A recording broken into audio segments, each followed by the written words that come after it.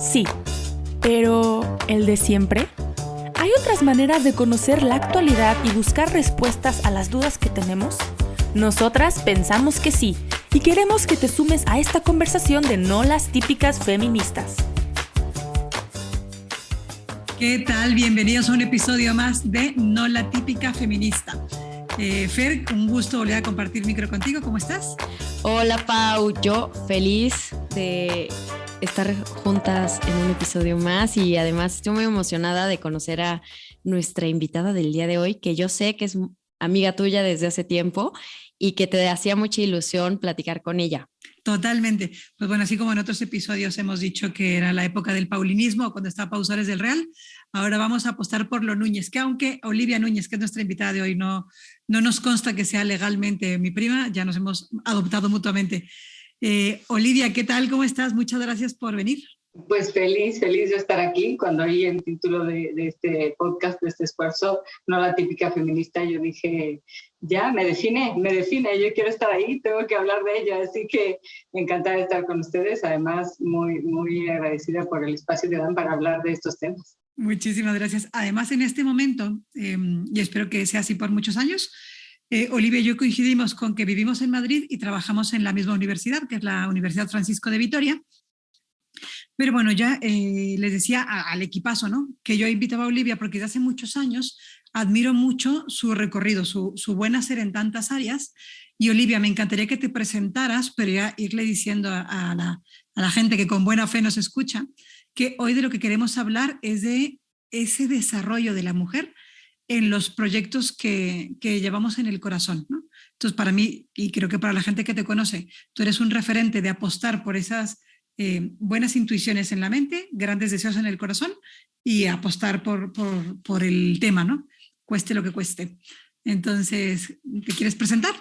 Claro que sí, pues creo que has resumido, me encanta el resumen que has hecho de la clave, ¿no? Del avance de la vida, que es siempre una bendición, no es un mérito, y ahora veremos por qué lo ve así, pero bueno, yo nací en la Ciudad de México, soy la segunda de 4 hermanos, y ya me decían que desde pequeña nací pisando fuerte en el sentido de quitarles a mis hermanos todo el protagonismo y todo organizando ahí con eso, pues unas ganas de estar y de tomar parte, ¿no? De tomar un lugar, ¿no? Y bueno, pues fue una infancia bastante normal y una oportunidad en algún momento de eso de irme de casa terminando la primaria para estudiar inglés. Y este es un primer parteaguas de mi vida, ¿no? De mi consolidación personal, porque fue un encontronazo conmigo misma. Y digo encontronazo porque creo que hasta ese momento pues no tenía como un contacto con mis propios anhelos ni con mis propios deseos, no me los había preguntado, no los conocía. Y te estoy hablando de 11 años, pero cuando empiezas a tener que valerte por ti mismo, a apreciar por ti mismo tu país, tus valores, tu religión, tu familia, pues empiezas a poner unas prioridades de lo que es para ti importante, y por eso digo que fue un encontronazo, porque yo creo que antes de esa experiencia a los 11 años, pues yo nunca me había hecho esas preguntas, ¿no? Pero al estar fuera de casa, pues me las hice y entonces todo tomó otra perspectiva, porque fue un abrazar de mis prioridades personales, de mis afectos, de mis anhelos, pues ya muy asumidos por mí misma, ¿no? Entonces llegué a integrarme a secundaria y pues ahí vino una primera desilusión, porque yo creí que el mundo, mis compañeras, las que había dejado en sexto de primaria, seguían el ritmo de vida, y para mí la experiencia había sido un motor de cambio, ¿no? Entonces la primera desilusión es que te encuentras con una realidad que ha seguido sin ti, ¿no? Por más obvio que parezca, que ha seguido sin ti, y que aunque a ti te ha hecho falta esa realidad, tú no le has hecho falta a esa realidad, porque mis compañeras seguían en un año adelante y tal, y nadie notaba la ausencia, ¿no? O sea, para nadie era importante, y para mí era todo. Es como si hubiera pensado que todas estaban esperándome, ¿no? Para ver cómo regresaba yo de este año tan fuerte vivencialmente y darte cuenta que no es así, ¿no? Y que eso que tú traes es para aportarlo, o sea, que el mundo no está ahí para ver qué te da, sino qué le das tú, ¿no? O sea, qué me dio este año a mí, qué me regaló, qué bendición obtuve, que ahora es un don para otros, ¿no? Y ese también es un aprendizaje que ha sido constante en mi vida, porque entonces puedo no esperar que la realidad me llene la expectativa, ¿no? Sino que yo decir, ¿qué tengo para aportarle a esta realidad? Y entonces, en secundaria me puse a hacer montajes de obras de teatro, ¿no? Tenía la iniciativa de, ¿por qué no montamos una obra de teatro? Y entonces fue una revolución completa en secundaria porque se volvió, metía a todo el mundo en la dinámica de montemos una obra que fue José el Soñador la primera, y entonces ensayos, y entonces música, y entonces coreografías, y con la ilusión esta, ¿no? De aportar algo que para mí era una pasión, que era el teatro. Lo estaba descubriendo como esa capacidad de comunicar, o sea, me ilusionaba muchísimo, y entonces montamos una obra de teatro, y luego otra, y luego otra, y bueno, se hizo pues una cosa enorme. Incluso se construyó un auditorio más grande porque nunca se había hecho en la escuela más que obras pequeñitas, ¿no? En salones de clase, y aquí nos habíamos ido y habíamos empujado a hacer cosas más grandes, ¿no? Y después pues vino el deseo de que eso no quedara solo en una actividad coyuntural. Entonces pues fundé la sociedad de alumnos de la prepa, ¿no? Que pudiera ser la encargada de organizar estas actividades y que fueran benéficas. Y entonces me involucraba en organizar kermés, juntar dinero, hacer visitas a asilos. No, bueno, una inquietud desgastante para todos a mi alrededor. Y bueno, pues vino el tiempo de buscar qué estudiar, cuál era mi vocación, y creo que lo que estaba claro es que quería estudiar comunicación, pero comunicación en un sentido muy profundo. O sea, toda esta beta de querer comunicar a otros lo que yo quería, no porque fuera más valioso que lo que conocen otros, sino de querer comunicar lo que traía adentro, me llevó a estudiar comunicación. Recuerdo perfecto que hice un análisis de varias universidades para entender cuál entendía la comunicación en este sentido profundo, y no era meramente una formación técnica de uso de medios, sino quién podía ayudarme a entender y a habilitarme como una profesional de la comunicación con el deseo de comunicarme con los otros, ¿no? Comunicar a los otros. Y entonces elegí una universidad que en ese momento es la que tenía contenido más filosófico, más sociológico, que iba más a estos temas. Y pues empecé la universidad. Me casé cuando llevaba solamente un año de la carrera, y aquí también hubo un gran desafío porque pues todo el augurio era: no vas a terminar la carrera, o sea, te faltan 3 años casada, ¿no? Al año y medio embarazada, entonces pues no vas a acabar, o sea, y dije, bueno, vamos adelante, claro que sí, tenemos que acabar. Y entonces tengo muchas anécdotas de muchas personas que fueron necesarias y que hicieron posible, y eso también ha sido un gran aprendizaje en la vida, que ahora les quiero resumir, ¿no? ¿Cuántas personas buenas necesitas a tu alrededor? Y uno cree que aporta mucho a los proyectos, pero en realidad lo que más aporta es todas esas personas que permiten que esos proyectos se consoliden.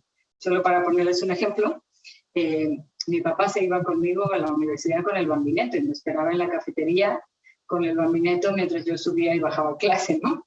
Entonces o en alguna ocasión, una materia la iba a dar de baja porque nuestra hija mayor había estado enferma la mayor parte del tiempo, y cuando llegaba el examen, mi papá me dijo: yo hice tu tarea, no des de baja la materia, preséntala y apruébala, ¿no? Entonces, claro que cuando terminé la carrera y me dieron el diploma, y decía: este diploma me pertenece una esquinita, tendría que cortarlo en 1000 pedazos, ¿no? Este mérito no es mío, porque los grandes proyectos hay muchas personas involucradas. Lo que se necesita es dejarlas entrar y ocupar ese espacio que se necesita que ocupen para que las cosas se consoliden, ¿no? O sea, evitar esos protagonismos que a veces anulan la posibilidad de otros de participar y dejar que eso que les cuento, que descubrí en sexto de primaria, que era ¿qué traigo yo para los otros? Aplicarlo a los demás, ¿no? ¿Qué traen los otros también para este proyecto? Y entonces se hace una sinergia, que es la suma de todas las partes, mucho más que la suma de las partes, ¿no? Entonces, pues te vas dando cuenta que los proyectos no los vas haciendo solos, sino que está ahí mucha gente con un anhelo, ¿no? En este caso yo puedo decir el anhelo de mi papá de hacer un servicio, y si uno lo acoge, entonces ese servicio es posible, pero para mí también es posible consolidar un proyecto y así, ¿no? Bueno, después de eso, al terminar la carrera, encontré la posibilidad, bueno, me dediqué a la crianza de nuestras hijas, gracias a Dios, que fue una bendición poder hacerlo en este tiempo que es difícil, y los 3 primeros años. Y después me invitaron a colaborar en una institución de medios de comunicación que quería buscar una comunicación que buscara lo mejor de las personas, ¿no?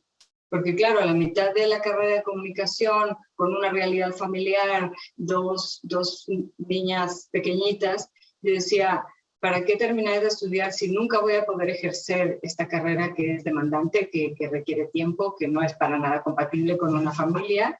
Entonces, claro que tenía la tentación de decir, no tiene sentido perder más tiempo, ¿no? Ya estoy aquí, tengo que dedicar a otra cosa. Me encontré también por ahí una persona que me dijo, tú acábala y después verás para qué la quiere Dios. Por eso insisto que en el camino son muchas las personas que van haciendo que des el siguiente paso, ¿no? Te van como sosteniendo y gracias a una persona que te hace un comentario, síguele, Dios te puso aquí por algo, ya lo verás que es ese algo.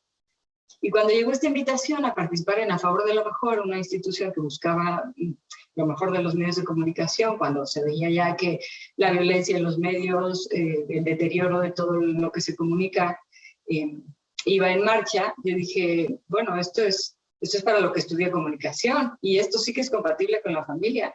Bueno, no solo es compatible con la familia, es una obligación moral teniendo una familia, ¿no? Es que ahora entiendo que si no hubiera tenido una familia y comunicación tan aparentemente contrapuestas en un momento de la vida, porque parecían dos realidades que totalmente se contraponían, pero si no tuviera esa tensión, ¿no? Esa oposición aparente, pues no hubiera nacido esa chispa de decir, claro, como tengo a mis hijas y además esta profesión, tengo una obligación moral particular de participar en un esfuerzo que está dirigido a sacar lo mejor de los medios de comunicación.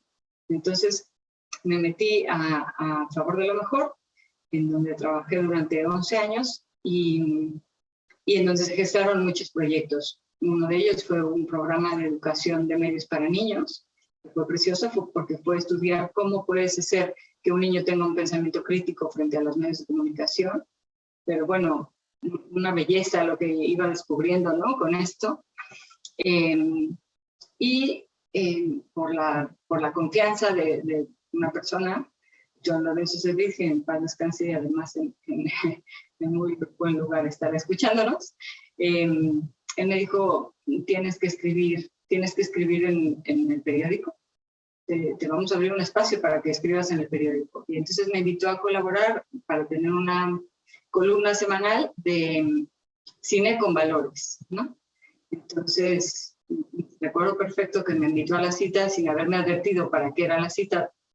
Cuando llegamos al Reforma y me presentó como la columnista, yo dije, ¿de qué me están hablando? O sea, ¿quién no vino? ¿Quién no vino? ¿Qué? Y bueno, pues gracias a él, y volvemos, ¿no? Los méritos, como aquí lo ven, los méritos no son míos, son de todas esas buenas personas que van abriendo porque Dios lo quiere, porque son generosos, porque se cumple un anhelo de su corazón. Él abrió un espacio con un gesto de confianza que no me hubieran abierto a mí ni de broma, ¿no? Y entonces empezó esta columna semanal de crítica cinematográfica, pero que hablaba solamente de películas con valores. No era la típica crítica de cine, ¿no? Sí que tenía que hablar de un estreno, entonces esto tenía un desafío porque tenía que ver las películas que se estrenaban el viernes y escribir el domingo. Entonces, así durante 13 años, cada semana. Y claro, a la mitad de este proceso que se fue haciendo una inmersión en el cine, pues descubrí la potencia nuevamente de la comunicación, la potencia del cine para comunicarlo mejor. Y entonces vuelve a surgir esta chispa que ya estaba en el corazón de decir, claro, el cine es una manera, como lo fue el teatro en su momento, es una manera de comunicar lo bueno, el bien, la bondad y el bien. Con un ingrediente que a veces no le ponemos a la comunicación cuando queremos hablar, ahora que hablábamos de comunicar ciertos valores a una sociedad que está urgida de ellos.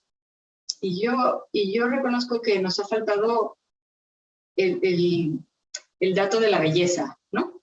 Porque a veces estamos muy ocupados diciendo lo que no, pero no nos hemos ocupado lo suficiente en decir lo que sí y por qué es bello lo que sí proponemos como un valor, ¿no? ¿Por qué es bello el matrimonio? ¿Por qué es bello el amor? ¿Por qué es bella la fidelidad? ¿Por qué es bella la vida? ¿Por qué es bella, no?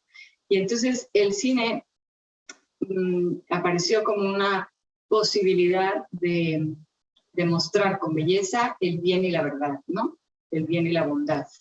Y entonces fue como con este ejercicio además de una escuela, yo digo que fue como tan iluso como Karate Kid, que lo ponían a hacer wax on, wax off, ¿no? Y que no tiene mucho sentido. Este camino que se abrió para mí de cada sábado estar viendo una película y tratando de desentrañar el valor que tenía, era un wax on, wax off para decir dónde están las claves para realmente comunicar un valor de una manera que sea apetecible, ¿no? Y entonces, bueno, yo no tenía estudios de guionismo, entonces dije, tengo que estudiar algo de guionismo para ponerle un poco de teoría a esto que ahora intuyo de 13 años de ver películas, ¿no? Y fue cuando me invitaron a participar y a colaborar en el guión de la película El Estudiante. Para entonces ya tenía, que esto fue el estreno del Estudiante en 2009, pero para entonces ya tenía el deseo de que si algún día hacía una película, tendría que ser una película que a mí me había impactado mucho en mi infancia, en mi adolescencia, que había sido la historia de Los árboles mueren de pie, y ahora llego a ello. O me interrumpen cuando quieran en esto. Pero, bueno, El Estudiante y participar en el guión era incursionar en un mundo del que tampoco tenía ninguna experiencia, y me invitaron a participar en el guión. Y la intención de esta invitación, que fue también de don Lorenzo y la amistad con el director, Roberto Giro, era pues agregarle ese valor al personaje de la mujer, la sirenita, si es que han visto la película, si no, no se la pierdan, es buena. También mostrar la belleza de México, mostrar la belleza del amor que perdura, mostrar la belleza del amor que inicia, entonces nuevamente esta chispa de mostrar la belleza, de comunicarla, era un deseo, y entonces me metí al guión para tratar de agregar esos ingredientes que había aprendido en el tiempo que podrían estar presentes, ¿no? Y bueno, El Estudiante fue una bellísima experiencia, una experiencia transformadora e impresionante. Y de ahí, bueno, siguió hacer una segunda película y una tercera, pero me voy a desviar a otro, porque esto me llevó a otro canal, ¿no? Que fue las Naciones Unidas. Y entonces es cuando todo el mundo dice que tiene que ver la gimnasia con la magnesia, ¿no? Y entonces, al estar en este esfuerzo de comunicar la belleza, ya en la crítica de los medios de comunicación y por qué están mal ciertas cosas, por qué hacen daño ciertas cosas que los medios nos muestran, se me desveló, se me reveló la necesidad de tantos jóvenes y la inquietud de tantos jóvenes de entender por qué había ciertas cosas que ya no se entendía que estaban tan mal, pero que no los hacían plenamente felices, ¿no? Y entonces, como esa búsqueda, esa pregunta abierta de ¿por qué nadie nos ha mostrado otro camino? ¿No? ¿Por qué? ¿Dónde está el camino? ¿Sí? ¿Dónde está esa ruta? Entonces, casualmente, providencialmente, me encontré la carta de San Juan Pablo II a las mujeres. La carta me pareció una invitación directa, porque además San Juan Pablo II hizo una invitación directa a participar en la vida pública, política y política internacional, porque dijo, los católicos, los cristianos, hemos abandonado esos espacios. Estamos defendiendo los valores en el gueto de nuestro hogar, ¿no?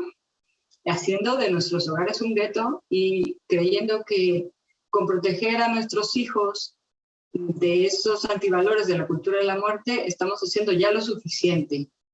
Lo que no sabemos es que se nos va a colar, esa cultura de la muerte se nos va a colar por abajo de las puertas y por los resquicios de las ventanas. Y que no se trata de cerrarlas, sino de abrirlas, ¿no?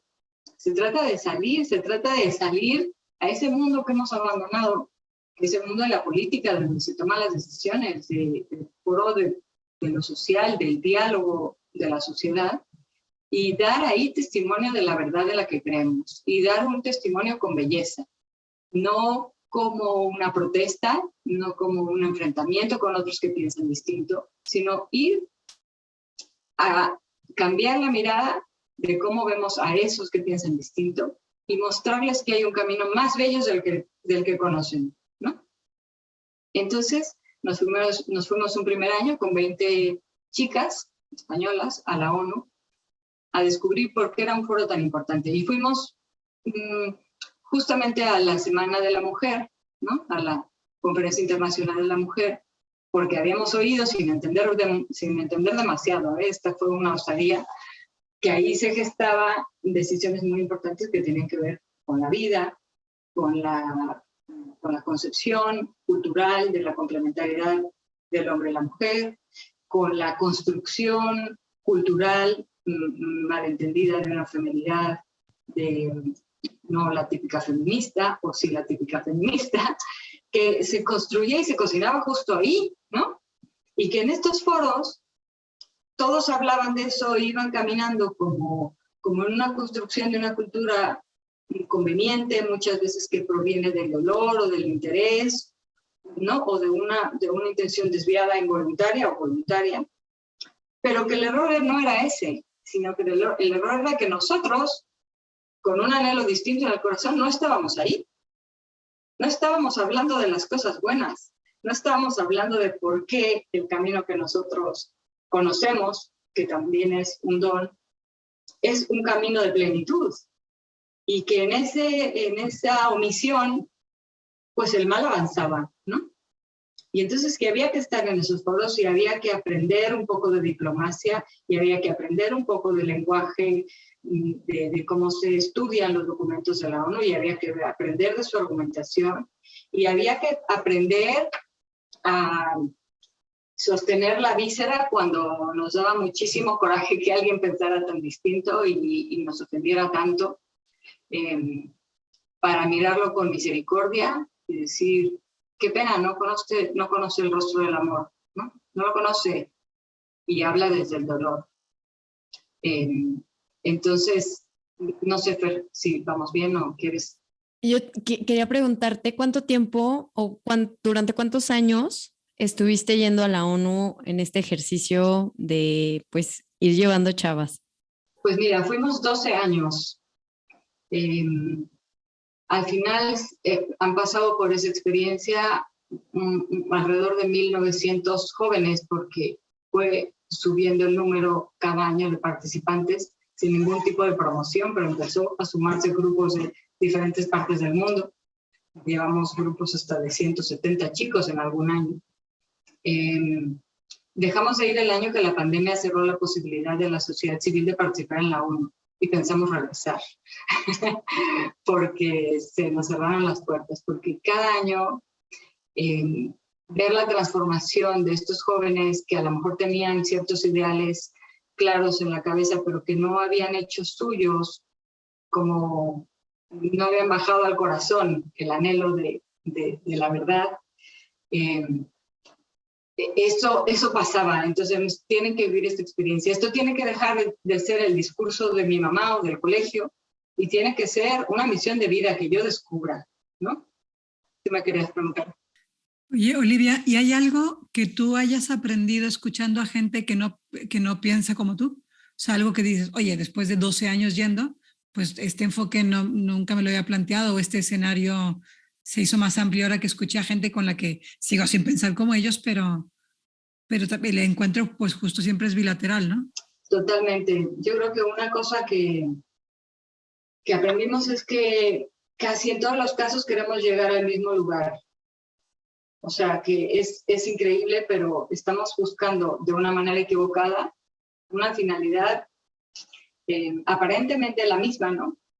O sea, que tenemos una finalidad que coincidiría, que tenemos caminos muy opuestos, pero que muchas veces esa oposición, que a veces con mucha dureza la juzgamos como ideológica, como solamente malintencionada, tiene una raíz de dolor profundo, de desconocimiento, de carencia. Cuando oías las historias de todo tipo, ¿no? De las mujeres en África que son despreciadas por quedar embarazadas, en pueblos donde hay chicos que se dedican a buscar a adolescentes a las que pueden violar grupalmente y que dejan de tener valor, ¿no?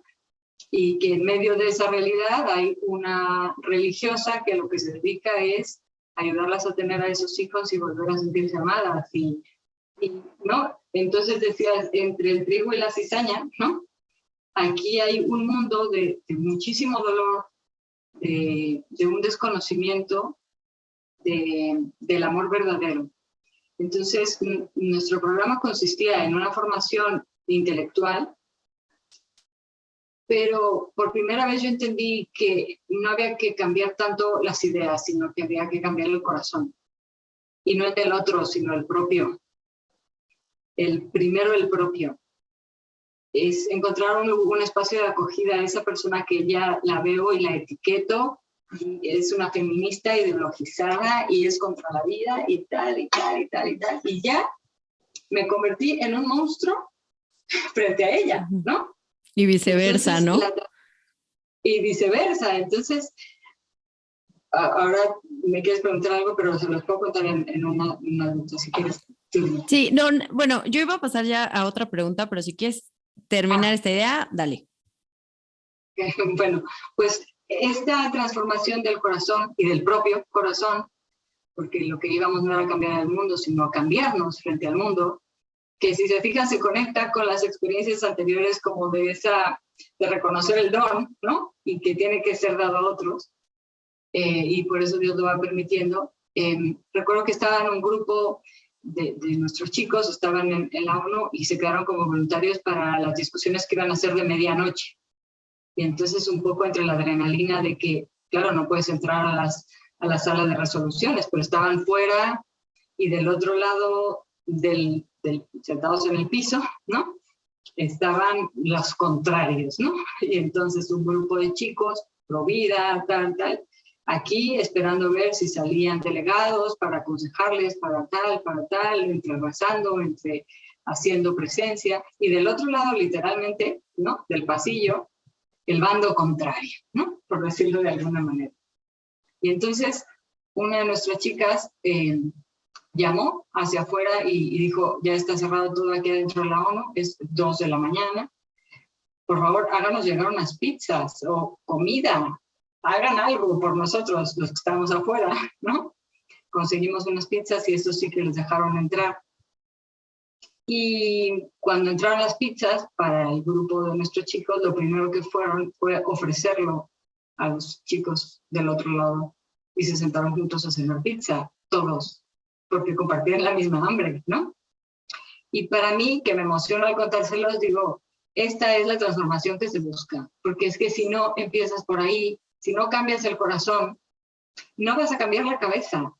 Y a lo mejor no del todo vamos a terminar después de comernos la pizza pensando igual, no es tan fácil, son procesos, ¿no? Es una gradualidad, ¿no? Es una gradualidad en la comprensión de ciertas verdades, como lo dice el Papa Francisco. Pero empezar por ese acto de vencerse a sí mismo en la etiqueta, en el prejuicio, en el desprecio, en el rencor, en el resentimiento, y tenderle la mano al otro, es como todo el cambio empieza, ¿no? Es como hemos ganado la batalla. Y bueno, pues de eso se trató, de esos 12 años, que la lucha no era contra la ONU, ni contra sus representantes, ni contra las feministas típicas, que sí puede ser que están ahí, sino de no ser la típica feminista ahí y mostrar con hechos que sabemos acoger, que sabemos dialogar, que conocemos una verdad, pero que no nos sentimos con soberbia poseedores de ella, y que queremos compartirla porque nos hace felices y porque es un camino de plenitud, es una promesa de plenitud. Y basta, ¿no? Cuánto aprendizaje y no sé, pienso cuando dijiste es que compartían la misma hambre, pienso cómo hemos olvidado en un mundo en el que todo está fabricado, construido, la tecnología nos hace olvidar que tenemos una humanidad común, ¿no? Hoy vivimos tanto en la ideología, en lo abstracto, que creemos que solo somos eso, solo somos posturas políticas o ideológicas, y creo que es muy importante regresar pues a lo encarnado, ¿no? Y yo quisiera preguntarte, Olivia, nos has contado de estos proyectos que has tenido a lo largo de tu vida y de pues cómo ha sido también un proceso para ti, y me imagino de un montón de aprendizajes a lo largo de los años. Pero yo quisiera preguntarte, ¿cuál ha sido el proyecto más retador al que tú te has enfrentado? Wow, muy buena pregunta. Pues yo creo que el proyecto más retador fue producir una película, porque por una razón que, o sea, te diría 3 proyectos. Uno sería el hacer una película porque partía de una experiencia cero en términos de trayectoria de hacer películas ni nada, ¿no?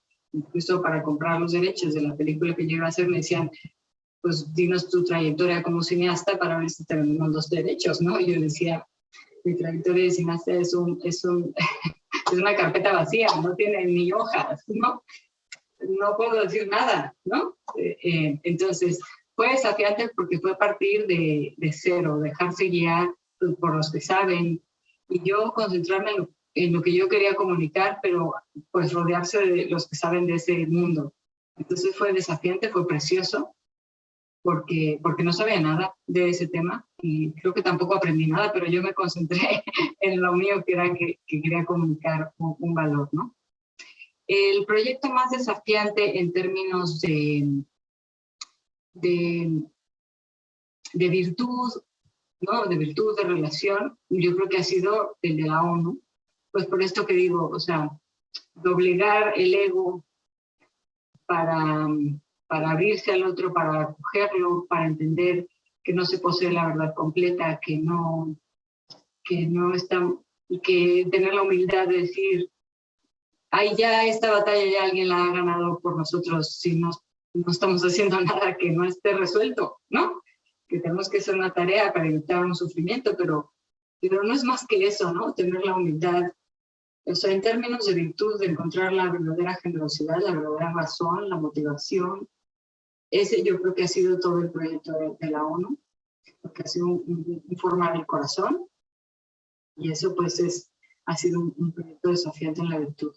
Y yo creo que el tercer proyecto, no en orden, sino tal vez, y el proyecto más desafiante en términos de, pues es la propia maternidad, la propia familia, la propia vida, ¿no? Que ese sería el número 1, porque eso es desafiante en todo, ¿no?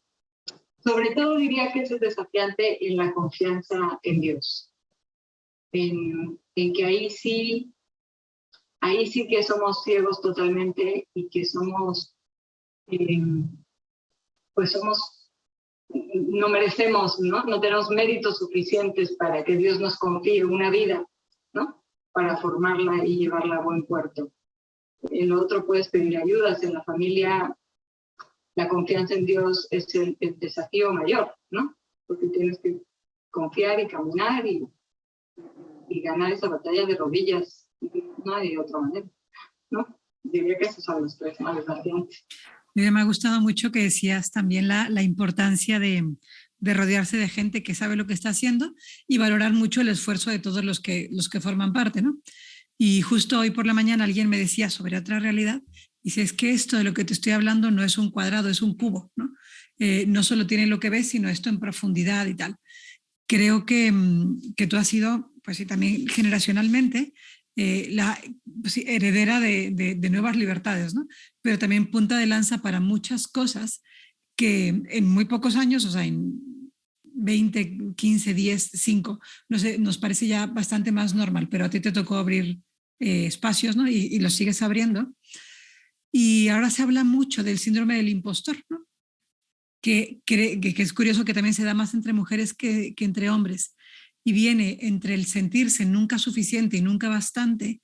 Digo, hay muchas teorías, ¿no? De que viene de la inseguridad por ser todavía las primeras generaciones que hacemos muchas cosas, o por otro lado, el techo de cristal, ¿no? Que sí tenemos que conquistar un sitio todavía, ¿no?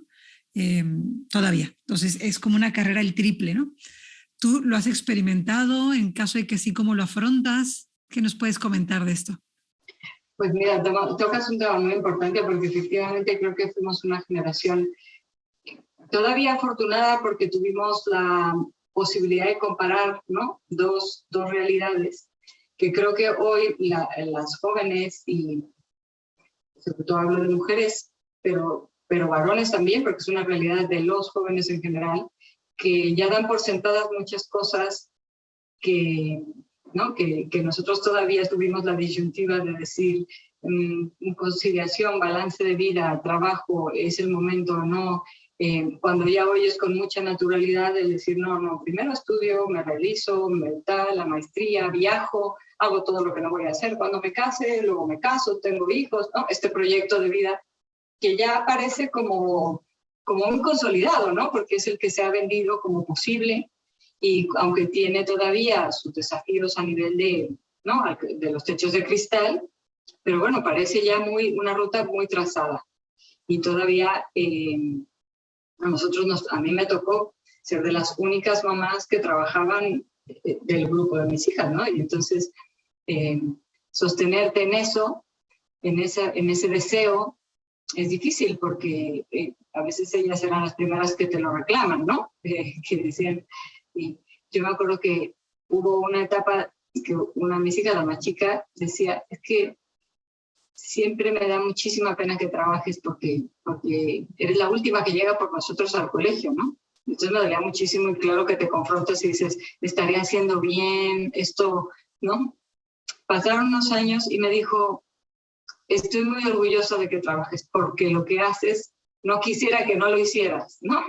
Entonces dices, bueno, tienes que ir luchando contra esa cultura. Pero creo que la lucha sigue siendo también interior. O sea, yo creo que las mujeres, donde tenemos una verdadera disyuntiva es internamente. No estoy pegando el micro. Donde está el verdadero balance de vida, está en el corazón de la mujer. No en los horarios y las empresas y tal, que pueden hacer mucho y poner una base estructural que facilite cosas.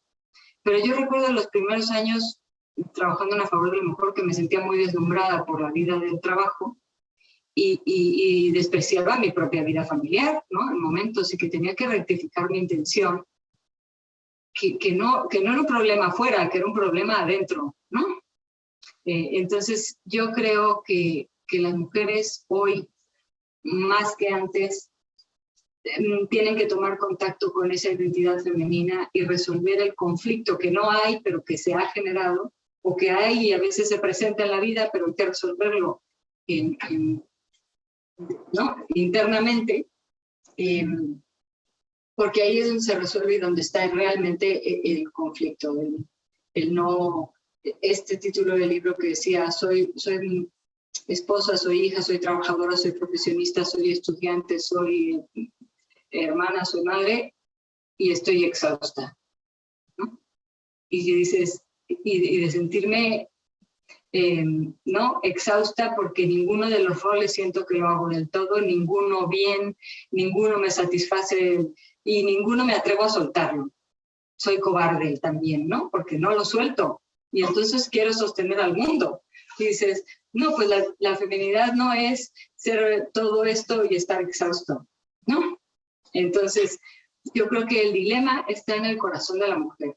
Por eso recuerdo haber leído que cuando alguien se refería, un obispo, que ahora no recuerdo la cita, pero prometo buscársela, que decía, ¿cuál es la vocación específicamente femenina? Si todos estamos llamados al amor, y las mujeres, ¿cuál es específicamente lo femenino? Y decía, y a mí me resolvió muchas cosas, la vocación femenina es la custodia en el orden del amor. Porque el hombre, el varón también está llamado al amor. Pero la mujer está llamada a custodiar el orden del amor, es decir, a poder poner en prioridad lo que es prioridad. Y por eso digo que el debate es interior. Y por eso, si una mujer entiende y abraza su vocación femenina, es capaz de priorizar y entender en algún momento de la vida que el arrullo de un bebé es más importante que la ONU, y en otro momento de la vida entender que la ONU es donde se acunarán los bebés, ¿no? Pero está en asumir y en abrazar la misión de custodiar el orden del amor. ¿Cuándo? Cuando esto es lo que necesito hacer. Cuando una mirada me demanda una escucha. Cuando una persona lo que requiere es un abrazo. Y cuando tengo que ejercer firmeza y plantear un objetivo. Y cuando no. Y ese conflicto no está fuera de la mujer, está en el corazón femenino, está dentro. Me encanta. Y yo creo que o sea, muchas mujeres y quizá hombres también se identifican o conocen a una mujer que lo está viviendo, o tu mamá, o tu esposa, o tu novia. De pronto ha caído como en estos excesos, ¿no? Como el querer hacer todo, querer tener el control de todo. A mí me pasa mucho, sobre todo con el tema de los posgrados y todo eso, como el poner tu corazón ahí, ¿no? Y poner todo tu valor en eso. Y si no quedaste en la maestría en la que aplicaste, si no te dieron la beca tal, pues se te derrumba el mundo. Y a mí me resuena mucho lo que dices de es una lucha más interior que exterior, ¿no? Porque al final todo esto que nos comentabas de la culpa en la maternidad, pero lo vemos, las que no somos mamás, lo vemos en la comparación con las otras, ¿no? Y siempre estamos comparándonos, o sea, es que sería más feliz si tuviera tal puesto, sería más feliz si, no sé, si estuviera casada y tuviera hijos, o sea, siempre constantemente nos estamos comparando. Y creo que esa disciplina, o sea, requiere disciplina mental y requiere también mucho estar discerniendo, ¿no? Como en estos balances de conciencia de decir, ¿dónde pones tu corazón y dónde están las prioridades, ¿no? O sea, yo durante muchísimo tiempo fui muy workaholic, ¿no? De estas que podía estar todo el tiempo trabajando. Y la verdad es que hasta que empecé a andar con mi novio, que él me decía, Fer, para, o sea, como, date tiempos, o sea, vamos al cine, ¿no? Y como que a mí en un principio me daba una ansiedad de, es que tengo muchísimas cosas que hacer. Y creo que constantemente estamos como en esta lucha de encontrar ese equilibrio. Y yo quisiera preguntarte, precisamente, ¿qué herramientas te han ayudado a ti? O sea, ¿qué herramientas te han ayudado, uno, a discernir? Dos, como aprender a poner orden. Me gustó muchísimo lo que decías, como este orden en el amor. Y sí, o sea, como empezar a aplicarlo a nuestras vidas. Pues mira, yo creo que un primer paso es darse cuenta. Yo creo que el feminismo hoy, en lo que está perdido, está perdida la batalla, o está ganada la batalla del mal, cuando piensa que las conquistas que deberían ser son externas, porque nos tienen tan entretenidos con eso, ¿no? Que nos mantienen distraídas. Es como la zanahoria, que yo digo, a la mujer nos tienen distraídas pensando que las conquistas son externas. Y por un lado, con las expectativas de belleza, de triunfo, de mérito, de puestos de trabajo, de tal, y mientras estamos en eso, nos olvidamos de lo esencial, ¿no? De resolver esto, como digo, en el corazón. Entonces, darse cuenta de que la batalla no es externa, sino es interna, es cómo toco mi corazón y cómo lo moldeo a esa vocación a la que está llamada, que es la lógica del don, que es el llamado a, ¿no?, custodiar el orden del amor, ¿no? Es ese cuidado. Yo creo que uno tiene que estar permanentemente en un ejercicio de rectificación de lo que hacemos, decir, bueno, ¿qué me mueve? ¿Qué estoy buscando en esto, no? ¿Qué estoy buscando? Triunfar, porque decimos, no, es que ahora voy a hacer esto y esto y esto, y luego ya descanso, luego ya soy persona, luego ya me encuentro con los otros, ¿no? Y reconocer que amar se conjuga en presente. No hay otra posibilidad, y ese es el camino de Teresa de Calcuta, que custodiaba el orden del amor, porque cuando se encontraba un moribundo lo amaba en ese momento, porque además no habría otro. No había un futuro para conjugar el amor a esa persona, ¿no? Y entonces había que dejar todo para amar a esa persona. Y cuando uno está permanentemente rectificando es ¿a qué está llamado mi corazón femenino hoy en este momento en la vida, ¿no? Al cuidado de tus padres, al cuidado de tus hijos, a ser una profesionista que deje huella, a estudiar o a no estudiar, o sea, no hay una receta, sino estar permanentemente en la lógica del don. Pero y reconocer que la batalla es interior. Es interior. No, y la maravilla de todos los dinamismos es que no dejan aburrirse, ¿no? Efectivamente, es una batalla interior, también es un proceso interior. Pero bueno, durará toda la vida, entonces como hasta reconciliarse con ese proceso, ¿no? Es decir, esto es algo que está bien que sea así. Olivia, si tú tuvieras que dar un consejo con tu misma trayectoria, ¿no? Es decir, si tú volvieras a emprender, ¿qué repetirías y qué no volverías a hacer? A modo de consejos para otras mujeres que están empezando a apostar por proyectos, pues ya sea profesionales, académicos, familiares, pero que saben que tienen que ser punta de lanza y romper con una cierta inercia. Pues yo creo que repetiría todas las experiencias que la vida me ha dado con muchísima gratitud, pero con mucha más alegría. Creo que un ingrediente que también a veces nos falta es poner la alegría, ¿no? O sea, yo creo que hacerlo como con más suavidad, porque a veces también, bueno, yo creo que un gran efecto que tengo entre muchos es ese drama, ¿no? Ese drama que se debate cada día, ¿no? De tratar de hacer lo perfecto, lo mejor que toca, que también es una trampa, ¿no? Y también es una forma de distraerse para hacerlo, porque entonces estás debatiéndolo. Entonces, volvería a educar, pero con más alegría. Volvería a ir a la ONU, pero con más alegría. Volvería a hacer una película, pero con más alegría, ¿no? Volvería a reconciliarme con mis compañeras de secundaria, pero con más alegría. Trataría de ser hija con más alegría, amiga con más alegría. Es decir, que me encantaría que esa receta, que para mí tiene 3 ingredientes, que es la acogida, ¿no? Estar abierto a los otros. La imaginación de ver en los otros la mejor versión de cada otro. La custodia, el cuidar el bien de los otros, que para mí son como un camino, tienen como una cereza del pastel, y es hacerlo con alegría, ¿no? Y si lograra eso, pues estaré muy feliz. Me conmueve mucho, la verdad. Sentí como que era una pedrada para mí y todas las personas que son bien aprensivas y que podemos ser muy perfeccionistas porque pues sí tenemos me encantó este drama en nuestras vidas, innecesario, yo creo. Y bueno, la verdad es que muchas gracias, Olivia. Todo lo que nos has compartido, creo que nos da mucho para reflexionar y meditar y hacer una introspección.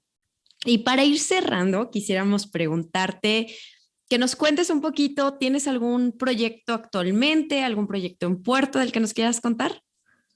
Pues mira, me gustaría volver al cine en algún momento, a hacer alguna película de nuevo, porque yo decía que con una me iba a bastar, pero no, hay mucho que contar en la pantalla grande, me encantaría. Por ahí tengo algunos guiones que leer y ojalá que se diera la oportunidad. Eh, Tengo el proyecto de volver a la ONU, efectivamente, con los grupos y todavía pulir más el proceso de la experiencia para que consiga ¿no? Ser realmente transformador como lo ha sido, pero más profundo y transformador para quienes lo experimenten y lo vivan, y también porque ese espacio sigue esperándonos ahí para hacer todo el bien que es necesario hacer ahí, ¿no? Y el otro proyecto, pues es ser abuela, que es lo que me ha regalado la vida ahora, y que también es un desafío, ¿no? Aprender a serenar el corazón para decir, pues eso es lo que toca, volver a arrullar, ¿no? Con la serenidad y con la alegría que a lo mejor no tuve, ¿no? En su momento, ¿no? Con mis propias hijas, pero que Dios regala en la etapa de ser abuela. Ese es también un proyecto precioso que Dios permite. Qué maravilla, de verdad. Olivia, ¿qué libros, qué cuentas, qué podcast, qué contenido nos recomendarías del que a ti te ha ayudado en esta trayectoria? Pues mira, yo creo que desde luego vidas de mujeres que inspiren, porque en ellas encontramos estas claves y otras, ¿no?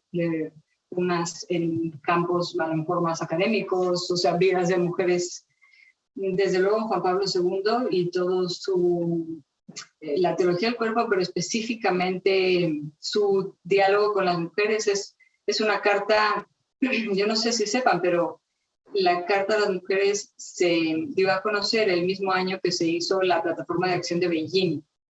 El Papa Juan Pablo II reveló su carta a las mujeres en junio y en septiembre se dio la Plataforma de Acción de Beijing. Fueron dos propuestas para el mundo, la cultura de la vida y la cultura de la muerte. Entonces leer a Juan Pablo II con esa invitación que nos hace con el genio femenino, con esto que profundiza en el ser de la mujer y la complementariedad con el varón, me parece una obligación. Y también creo que conviene lecturas de actualidad, páginas, cuentas de Twitter, de Instagram, de Naciones Unidas, de la Conferencia Internacional de la Mujer, de la CEPAL, para que perdamos la ingenuidad de que las cosas no están pasando y que el mundo se reduce a nuestra burbuja, ¿no? Y esa conciencia nos mantenga pues el ánimo encendido de hacer todo el bien que se pueda mientras nos dé vida, pero hay que estar también con el pulso muy tomado a la realidad y sin dramas, con alegría, pero con muchísima conciencia. Me encanta. Olivia, si quisieras que la gente que nos escucha se quedara con una sola idea de lo que hemos platicado hoy, ¿cuál sería? Pues yo creo que sería que el corazón femenino está llamado a la custodia en el orden del amor y que en esa plenitud lo vivamos con alegría. Creo que eso es lo que más me gustaría compartir. Pues Olivia, de verdad, de nuevo, muchísimas gracias por este tiempo que nos has dedicado, por tu generosidad en compartir tanta vivencia, ¿no? Y me sigue pareciendo conmovedor. Y yo creo que tú tienes especial claridad para hacerlo, pero que creo, ¿no? que la mayoría podría, si se dedicara a sí mismo un tiempo, ver esta coherencia, ¿no? Lo que tú dices desde sexto de primaria.